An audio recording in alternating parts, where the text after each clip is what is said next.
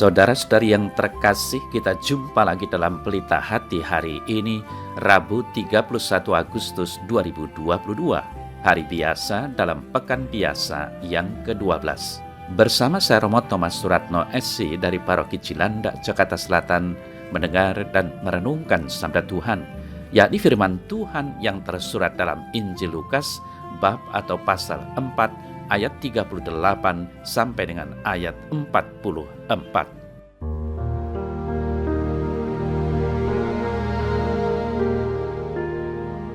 Setelah meninggalkan rumah ibadat di Kapernaum, Yesus pergi ke rumah Simon. Adapun ibu mertua Simon demam keras dan mereka meminta kepada Yesus supaya menolong dia. Maka ia berdiri di sisi perempuan itu, lalu menghardik demam itu, dan penyakit itu pun meninggalkan dia. Perempuan itu segera bangun dan melayani mereka. Ketika matahari terbenam, semua orang membawa kepadanya orang-orang sakitnya yang menderita bermacam-macam penyakit. Ia pun meletakkan tangannya atas mereka masing-masing dan menyembuhkan mereka. Dari banyak orang keluar juga setan-setan sambil berteriak, "Engkau adalah Anak Allah." Lalu ia dengan keras melarang mereka dan tidak memperbolehkan mereka berbicara, karena mereka tahu bahwa ia adalah Mesias. Ketika hari siang, Yesus berangkat dan pergi ke suatu tempat yang sunyi. Tetapi orang banyak mencari dia, lalu menemukannya dan berusaha menahan dia supaya jangan meninggalkan mereka. Tetapi ia berkata kepada mereka, "Juga di kota-kota lain, aku harus memberitakan Injil Kerajaan Allah, sebab untuk itulah aku diutus."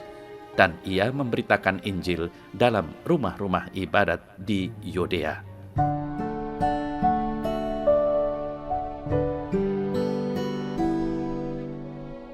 Saudara-saudari yang terkasih, para murid dengan bebas membawa semua orang yang bermasalah kepada Yesus, karena mereka tahu bahwa dia siap dan mampu menghadapi semua masalah, rasa sakit, penderitaan yang dialami.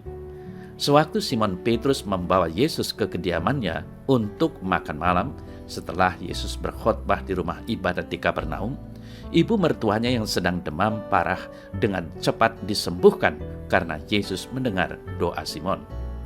Saudara-saudari yang terkasih, tidak bisa dicegah jika ada banyak orang berkumpul dimanapun Yesus pergi.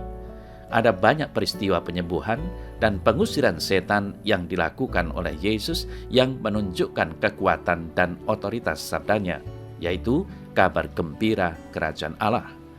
Sewaktu ia menghardik demam itu pun dengan cepat pergi meninggalkan ibu mertua Petrus. Saat ia menghardik setan-setan, mereka juga segera angkat kaki.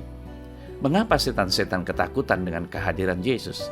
Karena mereka mengetahui bahwa ia adalah Kristus, Anak Allah, dan ia memiliki kuasa menghancurkan kerajaan setan dengan melepaskan ikatan yang diikat oleh mereka.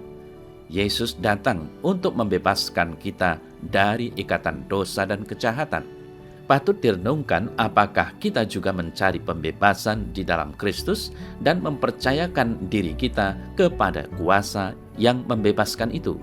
Kemudian, saudara-saudara yang terkasih, sewaktu Yesus dan para muridnya berangkat ke tempat sunyi untuk beristirahat, mereka justru mendapati sekumpulan orang sudah menunggu. Apakah lalu mereka menolak orang banyak itu yang telah menunggu ketenangan mereka, yang telah dalam tanda petik mengganggu ketenangan mereka? Tentu saja Yesus tidak menolak mereka, bahkan menyambut mereka dengan tangan terbuka. Yesus meletakkan kebutuhan manusia di atas segalanya. Kebaikannya ini menunjukkan dalamnya kasih Allah dan perhatian untuk semua yang sungguh membutuhkan. Yesus memberikan kepada setiap orang firman Allah, dan ia menyembuhkan mereka baik fisik maupun rohani. Kita takkan pernah bisa mengganggu Allah atau menghabiskan kebaikan dan kerahimannya. Dia akan selalu siap untuk memberikan kepada orang yang dengan tulus hati mencarinya. Saudara-saudara yang terkasih, marilah merenungkan apakah kita mengizinkan Yesus untuk menjadi Tuhan dan penyembuh di dalam kehidupan pribadi, keluarga, dan atau komunitas kita. Dekatilah Ia dengan iman yang kuat.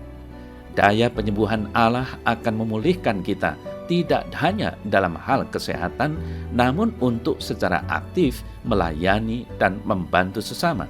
Tidak ada satu masalah pun yang tak ingin Ia tolak dari kita untuk disembuhkan, dan tidak ada satu ikatan pun yang tak bisa Dia lepaskan dari kita. Apakah kita membawa semua masalah yang dihadapi kepadanya dengan iman kepercayaan bahwa Ia akan membantu kita?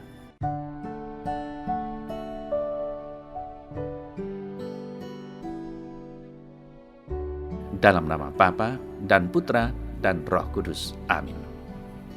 Ya Tuhan Yesus, Engkau memiliki semua kuasa untuk menyembuhkan dan membebaskan. Tak ada satupun masalah atau perkara yang tidak bisa Engkau atasi.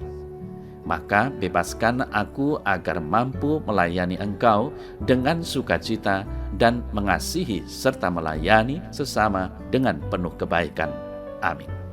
Semoga Allah yang Maha Kuasa memberkati saudara dalam nama Bapa dan Putra dan Roh Kudus. Amin.